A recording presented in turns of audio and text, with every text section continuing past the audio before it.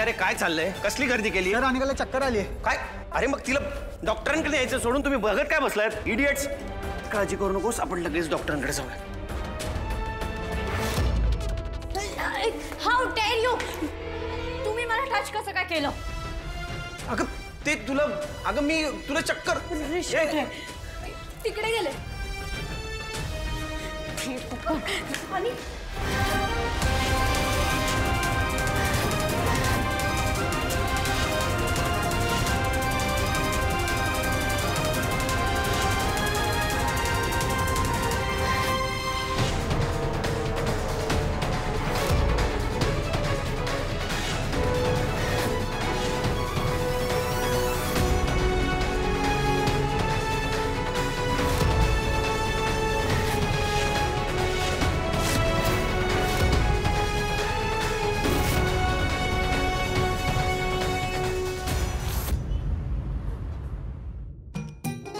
आता माझा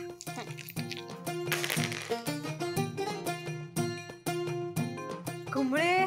उद्या 15 ऑगस्ट म्हणजे कॉलेजला सुट्टी. 15 ऑगस्ट म्हणजे सुट्टी एवढंच असते काय? अगं तसं कुठं म्हणतोय मी. तुला आठवतंय का गावाकडे झेंडावंदनाला कसली मज्जा यायची ती. बँड, भाषण, समूहगीत, त्यानंतर आपण जिलेबी आणायचं. कुंबळे काही म्हण पण जिलेबीशिवाय 15 ऑगस्ट आणि 26 जानेवारी होऊच शकत नाही. तुला की नाही खादड्याशिवाय दुसरं काय सुचतच नाही बघ. ते नव निंगे, अगं आपल्या कॉलेजच्या पलीकडे एक मराठी शाळा आहे माहित आहे का? हा हाय की. अगं तिथनं की नाही रोज सकाळी प्रार्थनेचा आणि संध्याकाळी पसायदानाचा आवाज येत असतोय बघ. आणि ते ऐकून मला आपल्या शाळेतले दिवस आठवतात. वय पण कमळे तिथं काही लय पोरं दिसत नाहीत ग. होय ग, एवढं मोठं शहर आहे तरी आपल्या गावाकडच्या पोरांपेक्षा कमी पोरं त्यांच्या शाळेत. मला की नाही आपल्या शाळेतले दिवस आठवतात बघ. गेल्या गेल्या प्रार्थना, प्रतिज्ञा, मग फळ्यावरती आपला सुविचार लिहायचा. काय मजा यायची ग. पहिला तास मूल्य शिक्षणाचा. तेव्हा की नाही मी बोधकथा सांगायचो रोज. तेव्हा आपले मुख्याध्यापक रोज मला पाठीवर थाप द्यायचे. असलं भारी वाटायचं. आणि पीटीचा तास, अगं नुसता धुरळा करायचा आपण. तेव्हा आपण कबड्डी शिकलो म्हणून आज आपल्याला फायदा झालाय बघ निंगे.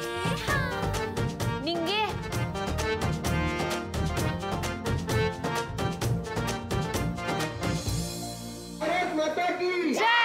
वंदे मातरम. वंदे मातरम. वंदे मातरम. तर मुलांनो, ही एक अमळीताई. ही गावावरून आपल्या पलीकडच्या अन्नपूर्णा एज्युकेशन इन्स्टिट्यूट मध्ये शिकण्याकरता आलेली.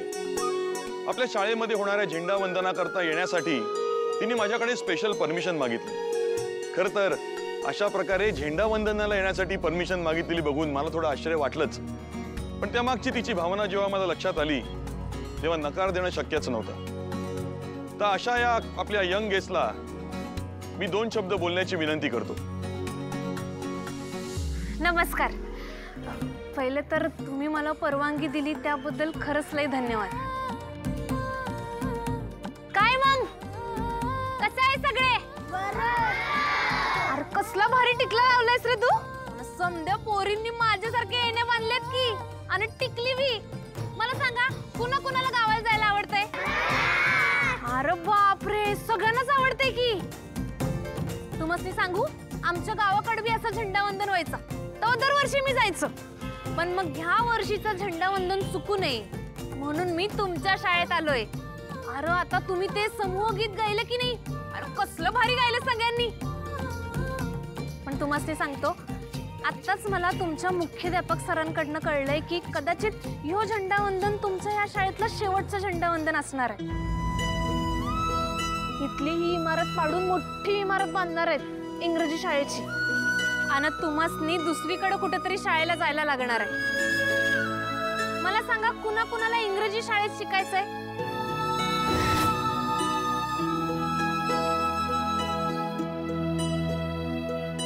कुणा कुणाला मराठी शाळेत शिकायचंय? एकदम बरोबर. कारण मराठी भाषा आपली मातृभाषा आहे. आणि आपल्या मातृभाषेत जेव्हा आपण काय पण शिकतोय की नाही तेव्हा आपल्याला लवकर कळते की नाही? आणि ते मनात बी रुजते. कारण मातृभाषा म्हणजे आपण आपल्या आईकडून जी भाषा शिकतोय ती असते. खरं तर सगळ्याच भाषा भारी आहेत, पण आपण जेव्हा आपल्या मातृभाषेत शिक्षण घेतोय ना, तेव्हा आपला शिक्षणाचा पाया एकदम मजबूत होतोय. आणि पाया मजबूत असलेली इमारत किती बी संकट येऊ द्या, जागची हालत नाही बघा, होय की नाही? पाया मजबूत असला की आपण आपल्या पुढच्या आयुष्यात किती पण नवीन काय शिकायला गेलो की नाही, आपण लगेच शिकतोय, ते समजतोय आणि इतरांना बी समजवू शकतोय. आज आपण देशाचा 79वा स्वातंत्र्य दिन साजरा करतोय. इंग्रजांना लढा देऊन आपल्या देशानं स्वातंत्र्य मिळवलं, पण इंग्रजी भाषेचं वजन आपण डोसक्यावर वागवत फिरतोय. म्हणजे इंग्रजी भाषेला माझा विरोध आहे असं मी अजिबात म्हणत नाही. इंग्रजी भाषा यायलाच पाहिजे, मी बी शिकतोय. अहो, कितीतरी देशांमध्ये इंग्रजी भाषा वापरली जाते संवाद साधण्यासाठी, त्यामुळे ती यायलाच पाहिजे. पण पहिलं गमबनं हे आपण आपल्याच भाषेत गिरवायला पाहिजे की नाही, आणि त्यासाठी आपल्याला आपली शाळा पाहिजे, जेणेकरून आपण आपली भाषा आणि संस्कृती टिकवून ठेवू. कारण जर आपण भाषा टिकवली तर आपण आपली संस्कृती टिकवू शकतोय. आणि त्यासाठी आपल्याला आपली मराठी शाळा पाहिजे.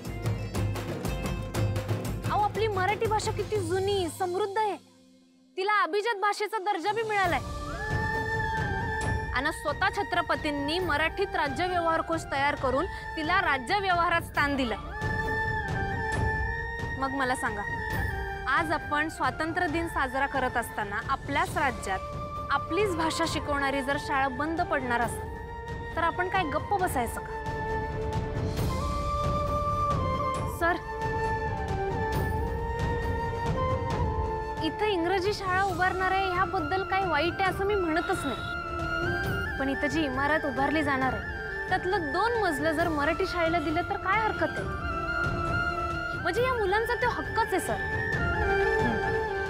कल्पना छान आहे, पण आमच्या हातात काहीच नाहीये. ही शाळा वाचवण्यासाठी आम्ही खूप प्रयत्न केले, पण मी एकटा किती आणि काय काय करू? सर, तुम्ही आमच्या कोल्हापूरबद्दल तर लय ऐकलं असेल, पण तुम्हाला एक महत्त्वाची गोष्ट सांगतो. आम्ही कोल्हापूरची माणसं की नाही, एखादा विषय हातात घेतला की आम्ही सुट्टीच देत नाही. जोवर काम तडीला लागत नाही तोवर गपच बसायचं नाही, असा विषय आमचा. जेव्हा विषय कोल्हापूरचा येतोय की नाही, तिथल्या माणसांचा येतोय, तेव्हा जातपात, गरीब श्रीमंत, राजकारण हे सगळं भेद बाजूला सोडून सगळी माणसं एकत्र रस्त्यावर येतात आणि मिळून लढतात. आमचा विषयच हार्ड आहे बघा सर. अहो, आमचा एक दोस्त सांगतो, जे तिथल्या मातीतलं तिथल्या माणसांचं आहे ते राखायचं, टिकवायचं आणि वाढवायचं, असा विषय असतोय बघ. थोडक्यात मला हेच सांगायचं, जेव्हा सगळी माणसं चांगल्या इराद्याने एकत्र येतात की नाही, तेव्हा त्यांचा आवाज कुणी बी दाबू शकत नाही. तेव्हा तुम्ही बी जर एकत्र आलात की नाही, तुमचा आवाज कुणी दाबूच शकत नाही.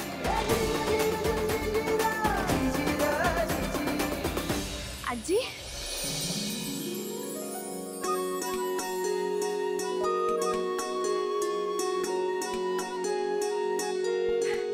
छान बोललीस ग. चल.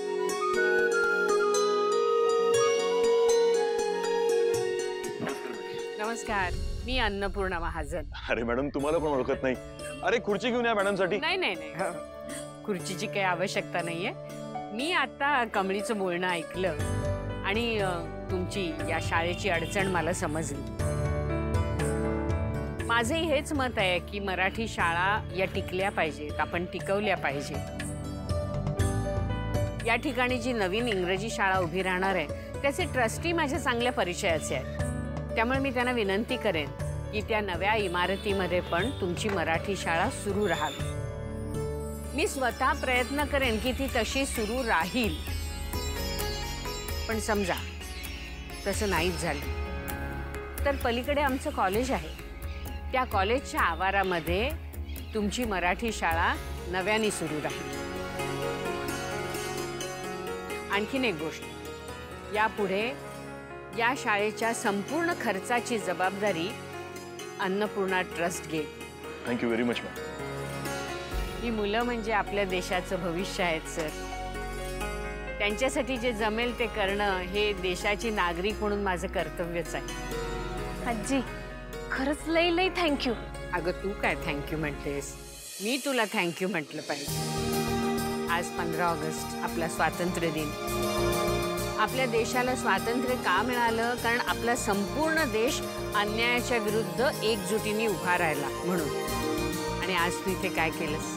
या सगळ्या मुलांना अन्यायाविरुद्ध उभं राहण्याचं बळ दिलंस, एकजुटीचं महत्त्व समजावून सांगितलंस आणि सगळ्यात महत्त्वाचं म्हणजे माझ्यासारख्या अनेकांना आपल्या कर्तव्याची जाणीव करून दिलीस.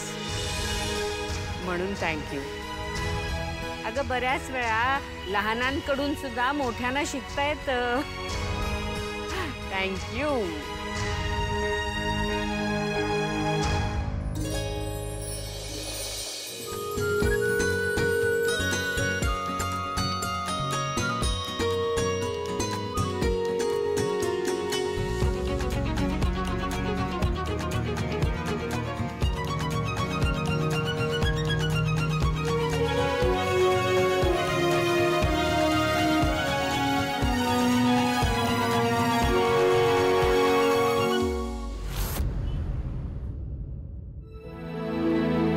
कमळे, अगं कुठे गेलतीस? मी किती घाबरलो तू माहिती का कमळे? तुला सगळीकडे शोधलं कमळे. तू ठीक आहे ना? मला काय झालं असतं तर मला jalebi.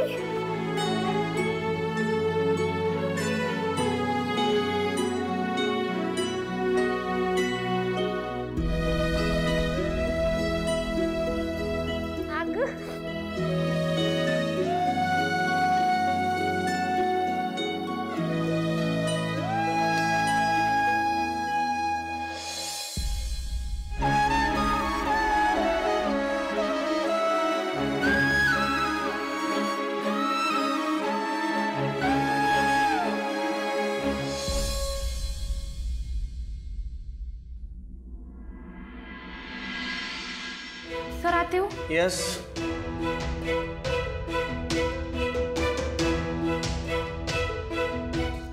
Anika, what about your plan? Cancel झालं की काय?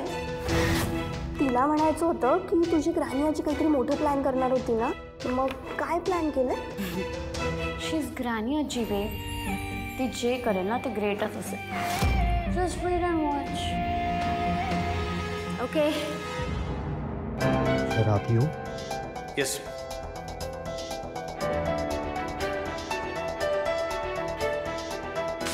काय म्हणलं? So this is notice for all of you. Excuse me sir, can you please speak in Marathi? कारण की आपल्याकडे कोणी कोणी गावातून आलेले लोक आहेत ज्यांना इंग्लिश समजण्या एवढी तर अक्कल नाही आहे, तर त्यांच्यासाठी प्लीज मराठीत बोला ना. ओके. सर्व विद्यार्थ्यांना कळविण्यात येत आहे की ज्या ज्या विद्यार्थ्यांनी अजून त्यांची फी जमा केलेली नाही त्यांनी 2 दिवसात त्यांची फी जमा करायची. अन्यथा त्यांचं या कॉलेजमधलं ॲडमिशन कॅन्सल केलं जातं आणि फीची रक्कम आहे 15,000 रुपये. कमळे, बरं झालं आपल्याला स्कॉलरशिप मिळाली. आता फी भरायचं काही टेन्शनच नाही. Sir, can you please take out the names? कारण की ज्यांचं ज्यांचं नाव असेल आणि त्यांना माहीत नसेल तर त्यांच्यासाठी प्रॉब्लेम होईल ना. आणि त्या विद्यार्थ्यांची नावं आहेत कमळी मोहिते आणि नीलांबरी घोरपडे. कमळे, अगं ह्यो काय डोस केला ताप? सर, एक विचारायचं होतं. म्हणजे आम्हासनी तर ॲडमिशन स्कॉलरशिपमुळं मिळालंय. म्हणजे आम्ही ते कबड्डी मॅच जिंकलो की नाही, म्हणून आमचं ॲडमिशन झालंय. मग स्कॉलरशिप मिळाल्यावर फी? हे बघ कमळी, तुम्हाला स्कॉलरशिप मिळाली म्हणूनच इतकी कमी फी भरावी लागते. हे बघ, या नोटीसमध्ये तुमचं नाव आहे याचा अर्थ तुम्हाला काहीही करून येत्या 2 दिवसात फी क्लिअर करावी लागेल. अदरवाईज तुम्हाला लेक्चर्सना बसता येणार नाही. हो सर, आम्हासनी याची कुणी कल्पनाच दिली नाही. नाही ठीक आहे, आम्ही ऑफिसमध्ये हा विषय बोलतो. हे बघ, तुम्हाला जे काही करायचं आहे ते तुम्ही करू शकता, पण आत्ता तुम्हाला या क्लासच्या बाहेर जावं लागेल. So please leave. हो सर, पण आत्ताच? तुम्ही जाऊ शकता. सर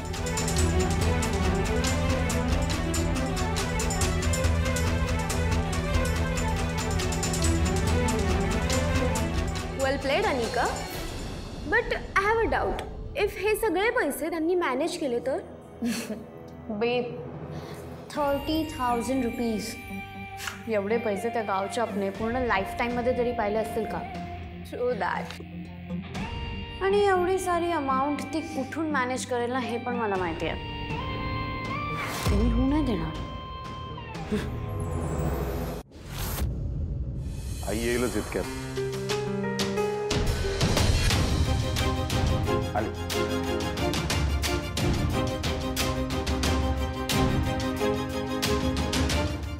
नमस्कार वकील सर. नमस्कार. या मृत्यूपत्रामध्ये नक्की काय असेल काय माहीत. या महामायेने माझ्या नातीला वाऱ्यावर सोडलं ना तर जाऊ दे. त्या थेरडीला काय करायचंय ना ते करू दे.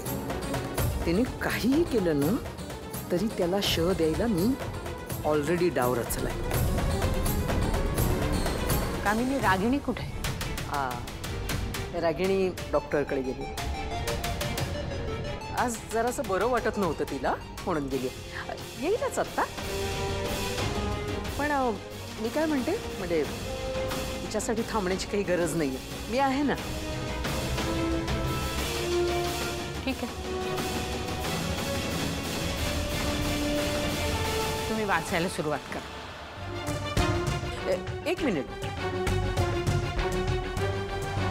ते मृत्यूपत्र वाचतीलच पण त्याच्या आधी ते त्यात एक डेथ सर्टिफिकेट आहे तेही वाच. काय? कोणाचं डेथ सर्टिफिकेट? असं काय करतेस? डेथ सर्टिफिकेट तुझ्या तुझ्या मोठ्या नातीचं.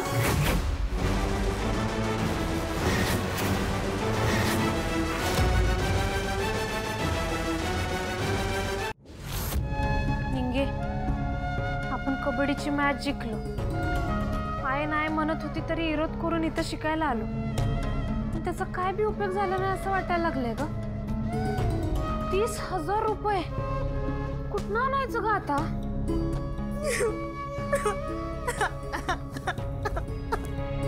अगं हे खुळ्या टाळक्याचे रडाय काय झालंय? निंगे, असं रडून धीर सोडून चालणार आहे काय? काहीतरी उपाय काढायला पाहिजे की नाही? कमळे, अगं तू ऐकलीस काय? 30,000. 30,000 द्यायला तुझा बाबा बसलाय का माझा बाबा बसलाय? हे ऐकल्यापासून माझं तर मेंदूच कार पडलाय. अगं 30,000 एवढी बी असते वय का? नुसतं गंडवायला लागलाय आपल्यासनी का? उगा आपल्या डोक्याचा सुभाष करायला लागलात काय? वय वय किती वचा वचा करायला लागलीस? त्याचाच विचार करायला लागलोय की नाही मी? हे खरं बोललीस बघ. आपला सुभाष झालायच. कमळे, आपण एक काम करूया. आपण प्रिन्सिपल सरांनी जाऊन भेटलो तर त्यासनी आपली समधी कंडिशन सांगू आणि त्यांनी फी माफ नाही केली तर निदान मुदत तरी वाढून दे म्हणून. चल त्यांच्याकडे. अगं तुला काय कळतंय का नाही? प्रिन्सिपल सरांकडनंच तर ही नोटीस आली की नाही? असं काय बोलायला लागल्यास? अरे देवा कमळे, म्हणजे गावाकडे जायलाच लागतंय म्हणजे.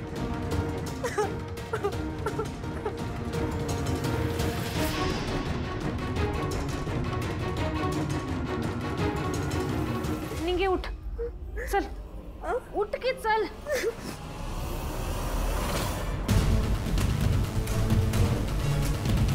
मला एक फोन करायचा आहे.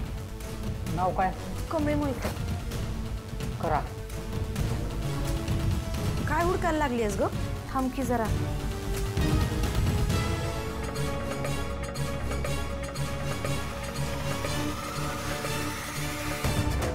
अन्नपूर्णा आजीसने फोन लावला. त्याच आपली मदत करू शकतात बघ.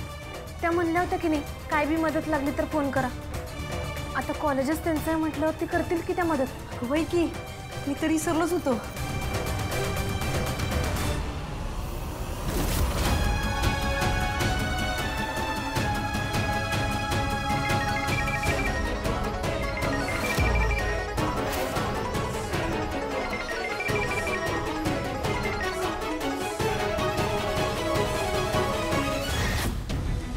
काय झालं? अगं कट झाला. अगं परत लाव की.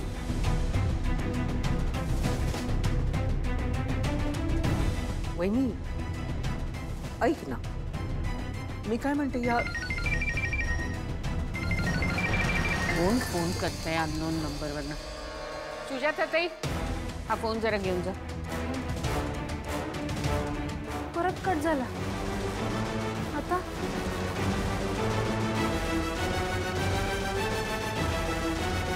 कामिनी, माझी नात मेली आहे हे ठरवायची हिंमतच कशी झाली तुझी? आणि हे खोटं डेथ सर्टिफिकेट बनवलंयस तू. तुझ्याकडे काय पुरावा आहे ठोस ती या जगात नाही याचा? आहे का?